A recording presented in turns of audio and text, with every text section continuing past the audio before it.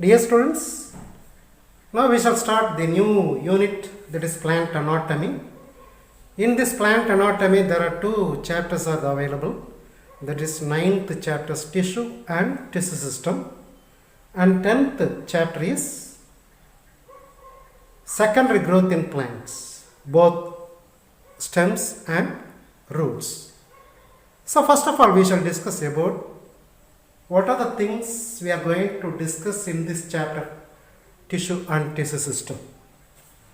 As far as this chapter is concerned, we are going to discuss in details about various topics like meristematic tissue, permanent tissues, then tissue systems.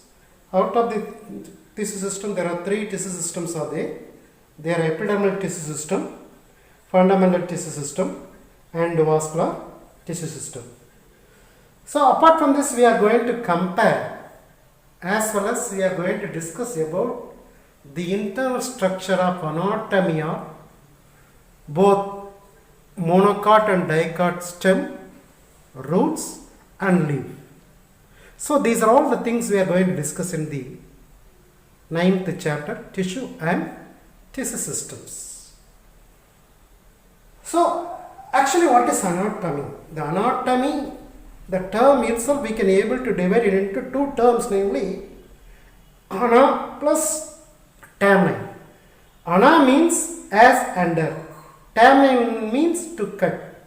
So if you cut a plant part, either root or stem or leaf, what are the internal structure can be seen through the microscope that we are going to study in this chapter.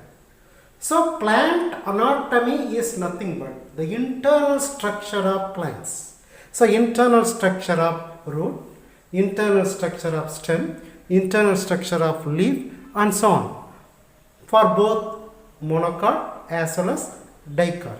So in such a way we are going to discuss in details of internal structure of higher plants in plant anatomy.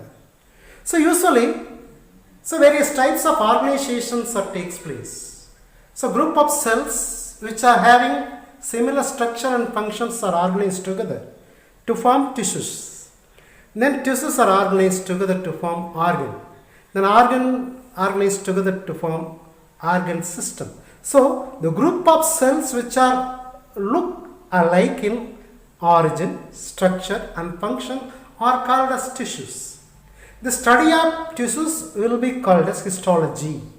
The study of, what do you call? The study of tissues will be called as, what do you call? Histology. So this is the basic things we are going to discuss in detail about this chapter. So as far as this chapter is concerned, we are going to discuss in details of the major things. The tissue is a group of cells alike, as we said. So basically there are two principal groups are divided. They are meristematic tissue and permanent tissue. What is meristematic tissue? Meristematic tissue is continuous state of division. It is highly divisible. So these can be produced most probably at the tip of the plant, most probably at the shoot tip and root tips. So just near to the tip of the plant, there are a group of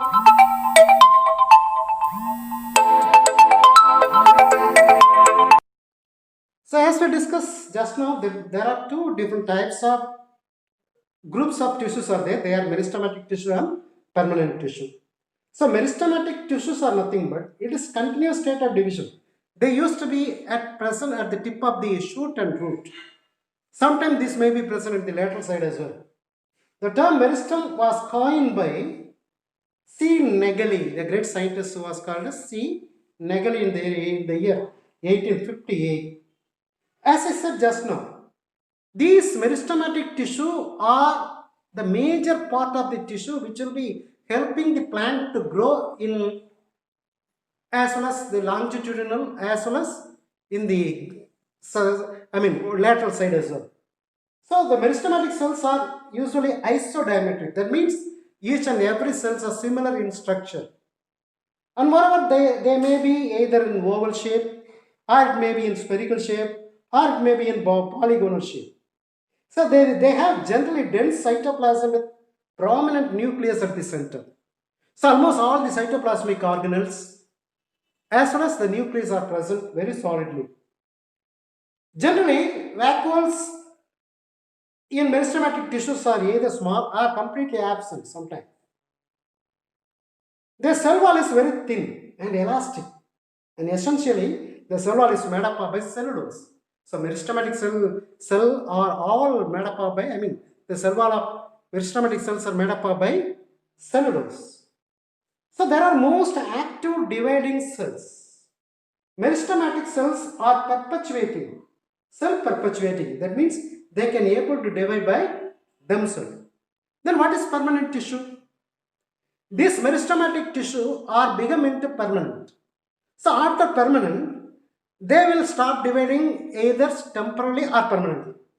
So such a type of cells will be called as permanent tissue.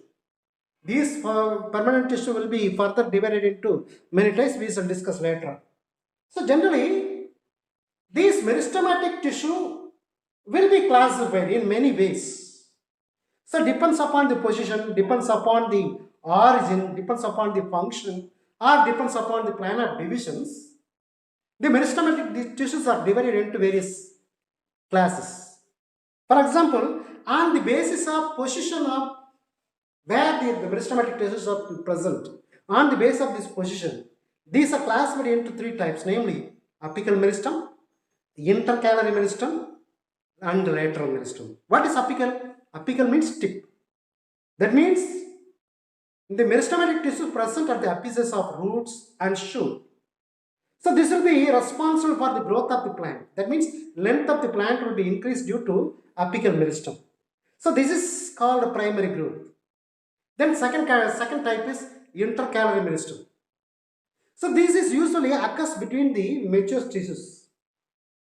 It is responsible for the elongation of internodes. Basically these are present in the internodal region. So we shall see in a diagrammatic position, we can able to understand that how these are available. We can see. Look at the picture. In this picture, we can able to see where they are present. So apical meristems are present at the tip. So in the figure, it is showing that this tip of the shoot. So the apical meristem is also present at the tip of the root as well. So intercalary meristems which will be present in between the node. That means it is present in the internodal regions. So that is why these are called as intercalary meristem. These are responsible for the elongations of internodes. The third category is lateral meristem. These lateral meristems occur along the longitudinal axis of the stem or root. So these are parallel to each other, parallel to the axis. So it is responsible for the secondary tissues. Secondary thickening of stem and roots of dicot will be done due to this lateral meristem. In the 10th chapter, we are going to discuss about the secondary metabolism, secondary growth metabolism, that we can discuss later on. So, example for lateral meristem is a very good example. Vascular cambium as well as cork cambium will be very good example for lateral meristem. So, on the basis of on the basis of origin, the meristems are divided into two types, namely primary meristem and the secondary meristem. That means if the meristem is derived from embryonic stages and differentiated into primary permanent tissue, then these are called as primary meristem. Suppose a meristem is derived during later stage of development, then these are called as secondary meristem. So on the basis of function of the meristems are divided into three types, namely protoderm, procambium and ground meristem. Then on the basis of plan of division, the meristems are divided into three types, namely moss meristem, rib meristem and plate meristem. So these are the various classifications of meristematic tissue. Now we are going to see about various theories about meristematic tissues. So usually this meristematic tissue is basically divided into two different types, namely shoot apical meristem, root apical meristem. So both are analyzed by various scientists. they have given their own idea about various mechanisms, I mean, various types of meristem. According to apical cell theory, if you see, shoot apical meristem, these are basically divided into various types. Look at the picture. This picture will be helping to understand that the shoot apical meristems are explained by three different theories, namely apical cell theory, histogen theory, and shoot tunica carpus theory. So these three theories have been explained about the shoot apical meristem in detail their own way. For example, apical cell theory. The apical cell theory was proposed by Hofmeister in the year 1852, and this theory is also have been supported by Nageli in the year 1859. So according to this theory, if you see, look at the picture in the A. See in the picture, there is a cell at the tip, at the apical position. So this is a cell which will be responsible for the development of all the internal parts, namely epidermis or cortex or endodermis or pericycle or vascular system or stele or pith, each and every part of the cells which will be formed from these apical cells. So this is called apical cell theory. Then this how these all the systems of cells or tissues are formed, which have been given by histogen theory. So second one is called histogen theory. So this histogen theory, which have been shown in the figure, in the second figure, which was explained by a great scientist was called as Einstein in the year 1868, and it was supported by Strasburger. According to this theory, this tip of the upper layer or tip of the apical part of the tissue or shoot system are divided into three regions, namely outer dermatogen, middle periphelum, and pleroma. So each and every parts which can able to produce different tissue system. For example, this dermatogen, it is outermost layer, it gives rise to epidermis. The second layer is periphelum. So it is a middle layer, it gives rise to cortex. Then the third layer is pleroma. So pleroma is the innermost layer, it gives rise to stele. So in the stele will be produced various parts of this stele is pericycle, vascular system and pith, which will be included in the pleroma. So then third theory, shoot tunica carpus theory.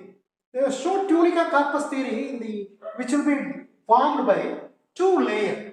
The outer layer is called tunica and the inner layer is called carpus. These two layers which will be producing all the tissue systems which are present in the plant of shoot. So which have been, the tunica carpus theory was proposed by A. Smith in the year 1924. So it is having two zones, namely tunica and carpus. The tunica, it is a peripheral zone of shoot apex that forms epidermis. So tunica which can able to produce epidermis. Then carpus, it is the inner zone, the shoot apex which is forming cortex stele of the shoot. So the tunica which can able to produce epidermis alone, then the remaining part of the cell which will be formed by carpus according to tunica carpus theory. So far we have discussed about shoot apical meristem theory. Now we are going to see about leaf apical meristem theory. Look at the picture. This picture will be helping us to understand about what is root apical meristem theory, which will be given us basic idea. So there are three theory have been shown in this picture. They are histogen theory of root apical meristem. So far we have discussed about shoot meristem. Now we are going to say about root apical meristem. How the root apical meristem may be formed, which have been explained by various scientists on the basis of four different types of theory: histogen theory, Carper-Capet theory, cohesion center theory. Apart from this, the first one is, as we discussed earlier class, that is apical theory. So there are four theories have been given: apical cell theory, histogen cell theory, Carper-Capet theory, cohesion center concept. So if you see how we have seen the shoot system, how the apical cell of the shoot system, how it is developed almost all the parts. Similarly, this is also given by same Nageli, which have been explained by same Negri in root apical meristem theory as well. He has explained that the tip are apical cell which will be developing or producing all the parts, all the systems like epidermis, cortex, endodermis, pericycle, steel like vascular system, and pith. The entire part of the cell which will be tissues are formed by apical cell. So that is called apical cell theory of root. So in the root apical meristem as well, histogen theory is there. So here look at this picture. This is showing very neatly. At the tip of the root which is having a thick root cap. Just below the root cap there is a layer is there. So this layer is called dermatogen. So this near this dermatogen, calyptrogen is also there. This calyptrogen is producing this root cap. But this dermatogen which will be producing epidermis, then peribulum, then pleroma. So once again, this histogen theory which will be divided into 4 different regions, namely, actually it is root apical meristem theory. This will be producing 4 different regions, namely dermatogen, peribulum, pleroma, and calyptrogen. So dermatogen, which will be its outermost layer, it gives rise to root epidermis or epiblema. Root epidermis or which will be also called as epiblema or even piliferous layer. This is also called as piliferous layer. Then peribulum, the second layer is middle layer is, now it is a middle layer which will be giving rise to cortex. Cortex of the root which will be formed by peribulum. Then pleroma, the innermost layer is called pleroma. It gives rise to stele. So all the pericycle, vascular system and pith which will be formed by pleroma. Then what happened about calyptrogen? In the calyptrogen it gives the root cap as I said earlier. So in the picture we can able to see very clearly. Then second one is Carpus cope theory. Carpus cope theory. So in this picture we can able to understand that the second one is called Carpus cope theory. So this theory was proposed by Chu. So there are 2 regions are present. One is carpus, another one is cope. So this is carpus, this is cope. So in this carpus and cope, the carpus forms the body and the cope forms the cap. So this theory is equivalent to tunica carpus theory of Schoenterpers. So the 2 divisions distinguished by T-shaped or Y-shaped cells will be divided. This is T-shaped or Y-shaped cells are which is forming in the in the Schoenterpers. So this is the second theory. Third theory is Carpus cope theory. The fourth theory is cohesion center theory. What is cohesion center theory? The cohesion center concept was proposed by Claus in the year 1961. So if you see in this area, so this is a center. In the center, certain group of tissues are present. These group of tissues never will divide or this will not produce anything. So this is very quiet. So this center is located between root cap and differentiating cells of roots. The apparently inactive regions of the cell in root primordium is called cohesion center. That means these cells never be divided. These will not develop into anything. That is why these are called as cohesion. Cohesion means very quiet. So this is forming a center which is producing a group of tissue which is very quiet. So that is why these are called as cohesion center. So it is a site of hormone synthesis and also ultimate source of all meristematic cells of the meristem. So this is the fourth theory of root apical meristem. So that's all about meristem. So far we have discussed about only meristematic tissue.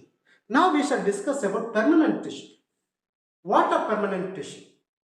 So as I said just now, there is meristematic tissue is continuous state of division which can able to produce a huge mass of unorganized mass of cells which will be formed due to cell division like mitosis.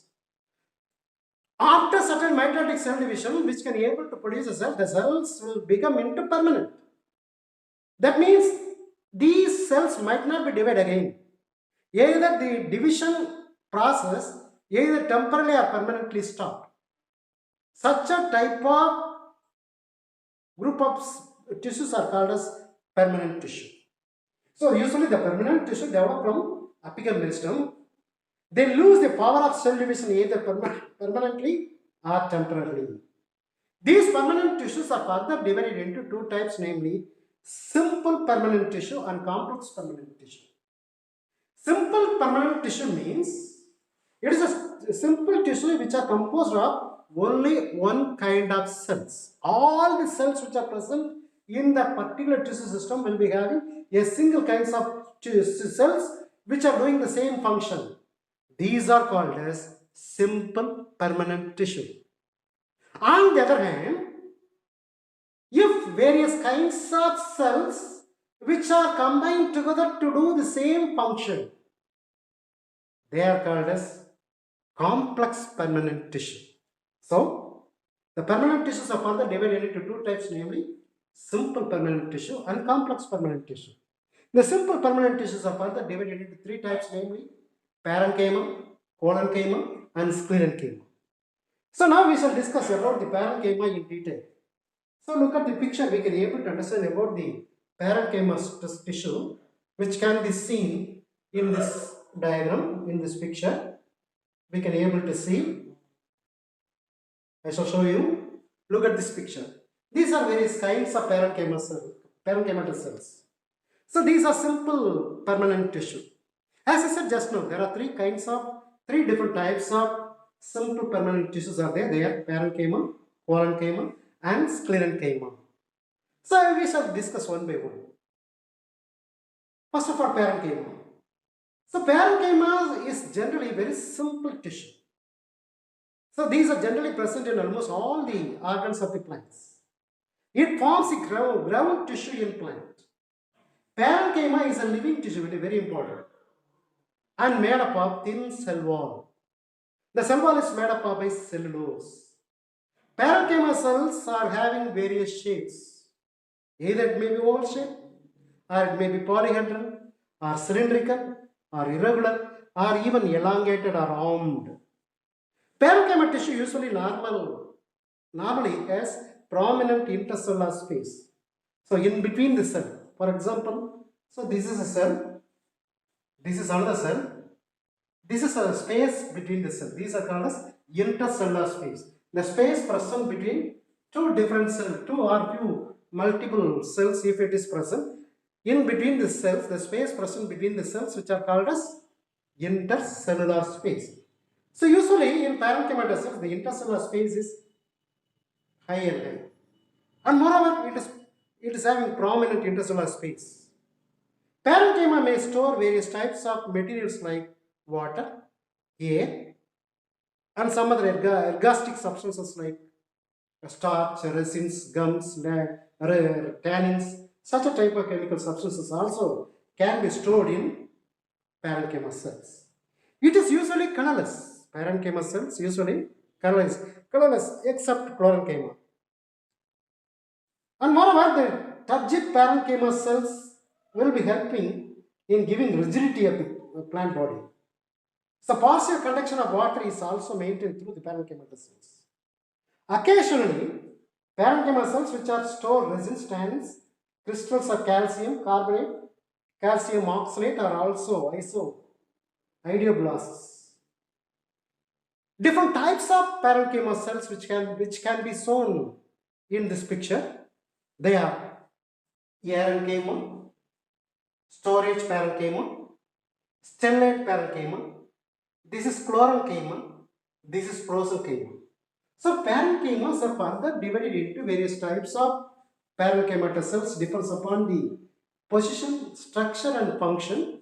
These are classified into various categories like aerenchyma, storage parenchyma, stellate parenchyma, chlorenchyma, prosenchyma. What is aerenchyma? Aerenchyma means this is a parenchymatous cells which are present very freely, which are having lot of intercellular space. The space present between these various kinds of cells which will be having more amount of air space. These type of cells are called as aerenchymatous cells. So usually these are present in the hydrophytes. The floating hydrophytes are having more amount of aerenchyma. Because of this aerenchyma which are present in the hydrophytic cells, these plants can be able to float on the surface of water. Then second category is called storage parenchyma. So storage parenchyma which can able to store the food material, especially starch grains, which can be stored inside the cell. So which are also can able to store resins, tannins, oil glands and so on. So that is why some of the parenchyma cells which can able to store the food materials, these are called as storage parenchyma. So some of these parenchyma which are being in star-shaped cells. Such a type of stellate parenchyma, such a type of parenchyma will be called as stellate parenchyma or star-shaped parenchyma. Usually these are present in the certain plant like canna and banana. The petioles of canna and banana which will be having the stellate parenchyma. Then the fourth category is called chlorenchyma. If the parenchyma consists of chloroplast, then they are called as chlorenchyma. If they are having chloroplast, then they can be able to do the photosynthesis. So if you see in the structure of municipal cells of leaf, these are having polycystic parenchyma and spongy parenchyma. Both polycystic parenchyma and spongy parenchyma, which are having lot of chloroplast. As they are having more amount of chloroplast, they are doing photosynthesis in function. So the photosynthetic function which will be done by one kinds of parenchyma which will be called as chlorenchyma. So these are usually present in the leaf. Then if you see some of the parenchyma which will be elongated, pointed and slightly thick-walled parenchyma.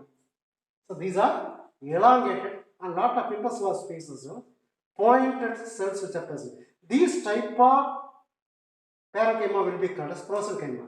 These are doing mechanical in function. These are helping mechanical in function. That's all about parenchyma. Now we shall discuss about the next category is called collenchyma.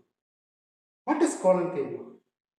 So collenchyma is also simple tissue like parenchyma. This is also living tissue. And moreover, this is doing mechanical in function. Parenchyma is very simple and thin cell. But collenchyma is somewhat very stronger than parenchyma. And moreover, they are doing mechanical support for the plant. So if you see the young branches of the plant, they used to be flexible when heavy wind. They never be broken. Because of the collenchyma which are present on the young stem. That is why they never be broken. Otherwise, if the collenchymas are not available, they may be broken. So such a type of group of permanent simple permanent tissue will be called as collenchyma. So collenchyma generally occurs in hypodermis, the hypodermis of dicot stem. We shall discuss about dicot stem, anatomy of dicot stem later on. So just below the epidermis there is a few layers of collenchyma cells which are present. These are having very strong thickening. Because of this thickening, they will be called as collenchyma. So it is absent in root. Most probably it is present only in stem. Most probably dicot stem. It is also occurs in petioles and pedicels. Petioles and pedicels. Thus, petioles and pedicels means this is a stalk of flower as well as stalk of leaf will be called as petiole and pedicel. Petiole means, what do you call it? The stalk of the leaf will be called as petiole. The stalk of the flower will be called as pedicel. So both petiole and pedicel are also will be made up of a collenchyma. These cells are usually elongated and appear polygonal in cross section. If you take a cross section, which will be appearing like a polygonal in shape. The cell wall is unevenly thickened. So here and there, thickening might be there. It contains more amount of cellulose, hemicellulose and pectin. But if you see parenchyma, the cell wall is made up by cellulose alone. But collenchyma is consist of cellulose, hemicellulose and pectin. It provides mechanical support as well as elasticity of the growing part of the plant. Collenchyma consists of narrow cells. It has only few small chloroplasts. Sometimes chloroplast is absent. Tannin may be present in some collenchyma based on the patterns of pectinization of the cell. These are divided into three different types of collenchyma. These are angular collenchyma, lacunar collenchyma and lamellar collenchyma. So collenchyma are further divided into three different types, namely angular collenchyma, lacunar parenchyma and lamellar parenchyma. In some of the plant like Datura and Nicotiana, the hypodermis of Datura and Nicotiana, we can able to see these kinds of tissues may be present. These are called as angular parenchyma. So if you see, this is a cell, this is cytoplasm, it is a vacuole.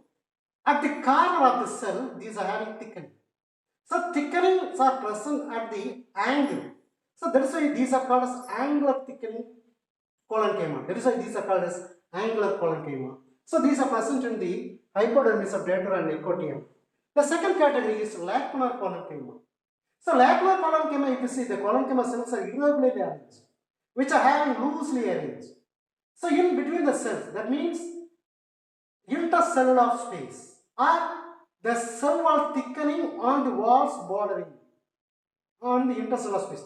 That means here the thickening is present at the corner. The thickening are present at the angle.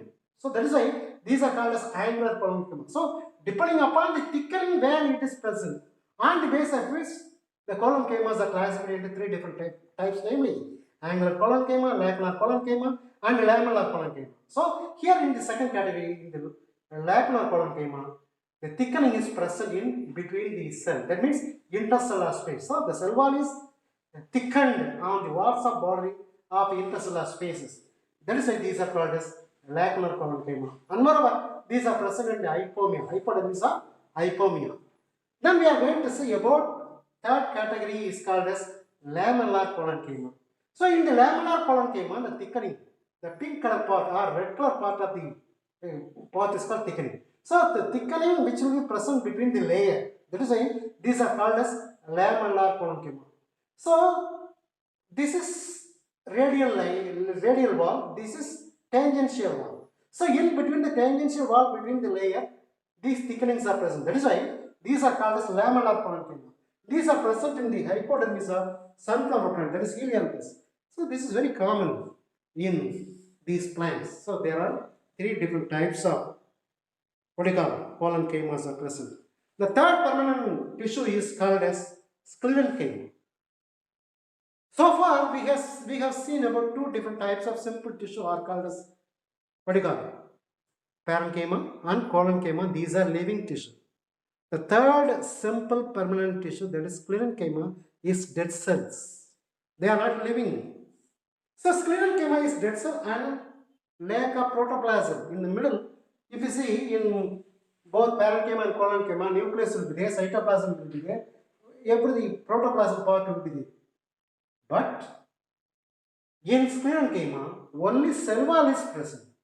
There is no content which are present in the center, including nucleus and the cytoplasm is totally absent. That is called protoplasm. So protoplasm is completely absent in sclerenchyma because they are dead cells. There is no nucleus and cytoplasm. Hence, they do not have any nucleus and cytoplasm. They are dead cells. Center, lumen, or empty space are present inside the cell wall. So that is these are dead cell. The sclerenchyma cells are dead cell. The cells are either maybe long or short or even narrow with thick walled lignified secondary walls. So the cell wall is made up by lignin. So parenchyma is made up by cellulose. Collenchyma is made up by, cell wall of collenchyma is made up by cellulose, hemicellulose, and some amount of pectin. But the cell wall of sclerenchyma, which are made up by lignin. So lignin is a specialized chemical substances which is very, very strong. The cell wall of these cells are uniformly and strongly thickened. The sclerenchyma cells, which will be divided into two types, namely sclerites and fibers. So usually we can see the sclerenchyma cells we can see in the picture. So these are various types of sclerenchyma. So we can see on types of sclerenchyma in this picture later on. Usually the sclerenchymas are further divided into two types, namely sclerites and fibers. Fibers usually elongated, thick, long, narrow lumen. But sclerites are dead cells. Usually these are isodiametric. Isodiametric means uniformly which are available. Iso means same. Diametric means uniformly the same shape will, I mean, if you find any types of sclerites which are, all the sclerites will be similar in shape. These are called as isodiametric. But some are elongated too. The cell wall is very thick due to lignification because the lignin is present on the cell wall. Lumen is very much reduced. But if you see in the second category of fiber, it is a narrow lumen. The pits may be simple pits or branch or border pits. Sclerites are mechanical in function. They are giving supporting role because they are dead cells. They give hard texture to the sheet coat, endosperm and so on. Further, sclerites are further divided into various kinds. Among them, 5 are very important. Among this, the picture we will shall be showing us very easily. It is brachysclerites or stone cells. Then this is macrosclerites. This is osteosclerites. These are called as astrosclerites. These are called as trichosclerites. So I shall show you the picture in a large size. Then we can able to understand still better, I think. Look at the picture. The first one is called brachysclerites. The brachysclerites are isodiametric, usually cylindrical in structure. Isodiametric sclerites, which are very hard cell wall. The cell wall is very hard. Usually these are found in cortex, pith cortex, or hard endosperm, even bark of the stem, marapatte. Bark means marapatte. And fleshy portion of some fruits. Suppose pulpopyrus. Pyrus means apple. In the middle of the apple, it is very hard stony. The hard stony part is made up by brachysclerites. The second sclerites, which will be called as macrosclerites. This topper cells are called sclerites. These are elongated and rod-shaped structure. These are found in the outer seed coat of leguminous plants. These are very hard. The lumen is very broader than the brachysclerites. These are commonly present in Pisum sativum, Patani, Grotalaria. If this elongated rod-shaped cells, these lumens are, if it is just diluted, then it will be looking like bone. Osteo means bone. So these are called as osteosclerites. It is also called as bone cells. These are also called as rod cells. These are also called as stone cells. So this rod-shaped lumen is dilated ends. Both ends are dilated. Usually these are occur in the leaves and seed coats. For example, seed coat of Pisum sativum. Seed coat of Pisum. Pisum means patan, pea plants.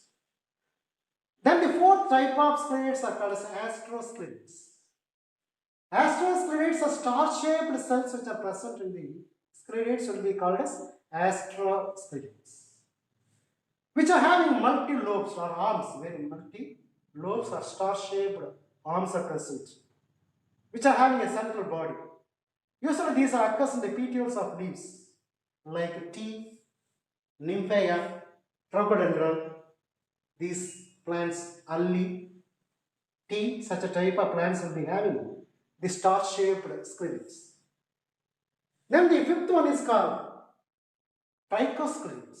Usually, these are forming a thread-like appearance. So it is a hair-like thin-walled sclerites which will be formed. So these are called as trichosclerites, like trichomes.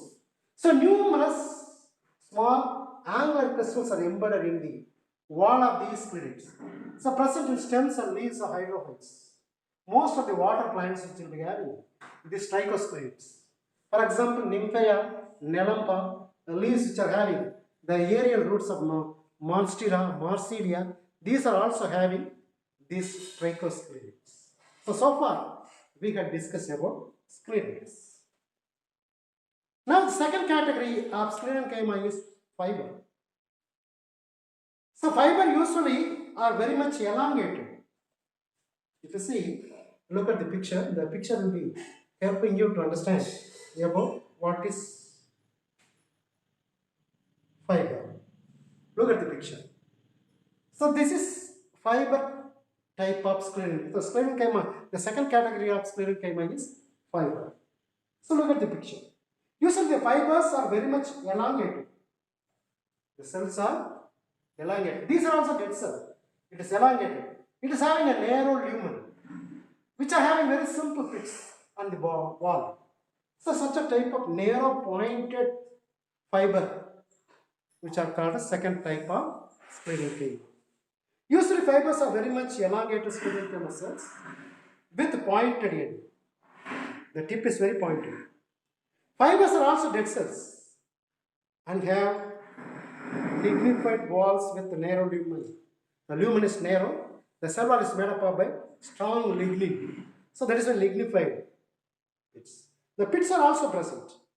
Most of it is simple pits. They provide mechanical strength and protect them from the strong wind. So the fiber is also called supporting tissue. Fibers have a great commercial value in cottage and textile industry. So basically, various kinds of fibers are there. They are xylem fibers, base fiber.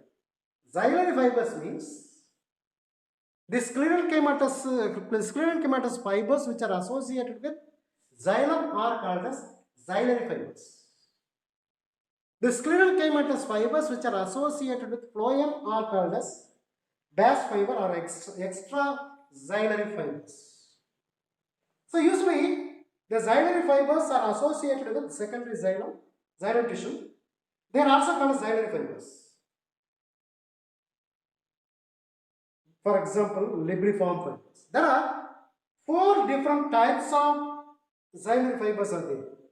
They are libriform fibers, fiber tracheids, septate fibers, gelatinous fibers. Libriform fibers means these fibers have slightly lignified cell wall, secondary wall, which are having simple pits. So look at the picture, this is libriform fiber. Then fiber tracheids. So fiber tracheids are shorter than libriform fiber, very little bit shorter, with moderate secondary thickening in the cell wall. Pits are either simple or bordered pits. The third category is septate fiber, which are present in the teak plant. Fiber that have thin septate separating the lumen. That means the lumen is divided into various septum, various chamber. Then this is called as septate fiber. Then gelatinous fibers. The gelatinous fibers are having the cell wall which is having less amount of lignin and more amount of cellulose. This will be called as gelatinous fiber. Then we are going to see about extraxillary fiber or phloem fiber. These fibers are present in the phloem. Usually, the natural base fibers are very strong and cellulosic. Fibers obtained from the phloem or outer bark or jute or even hemp. Then surface fiber. Some of the plant like cotton seed, if you see cotton seed, on the surface of cotton seed you can see a lot of cotton. These are called surface fiber. Then if you see mesocarp fiber, you might have seen about coconut fruit. The pericarp is made up of epicarp, mesocarp, endocarp. So the coconut is having mesocarp is completely filled with fiber. These are called as mesocarp fibers. Then leaf fibers. If you see banana plant, the entire leaf is made up of by fiber. So if you remove a banana leaf, we can find the fibers. So these are called as leaf fibers. Usually the fibers are a part of our daily life because these are very much important in textile industry because the fibers are utilized for the manufacture of fabrics, netting, cordages and so on. Then some of the fibers which are using to preparing brush, certain fibers which will be using for manufacturing of brushes and brooms. Even brooms are also will be made up of by fibers. Some of the fibers which will be using for rough weaving, like making baskets, chairs, mats and so on. Some of the wood fibers which will be utilizing for paper making. So these are called as paper making fibers. Some of the fibers which will be using to stuff the material. Some of the fibers using stuffing cushions, mattresses, pillows, furniture, etc. Bomb box means yellow bunch. Silk cotton is also using for pillow and bed, mattresses, which will be manufactured. That's all about sclerenchyma. So sclerenchymas are divided into sclerites and fiber. So far, we had discussed about simple permanent tissue. The simple permanent tissues are divided or classified into three categories, namely parenchyma, collenchyma, sclerenchyma. That's all about simple permanent tissue.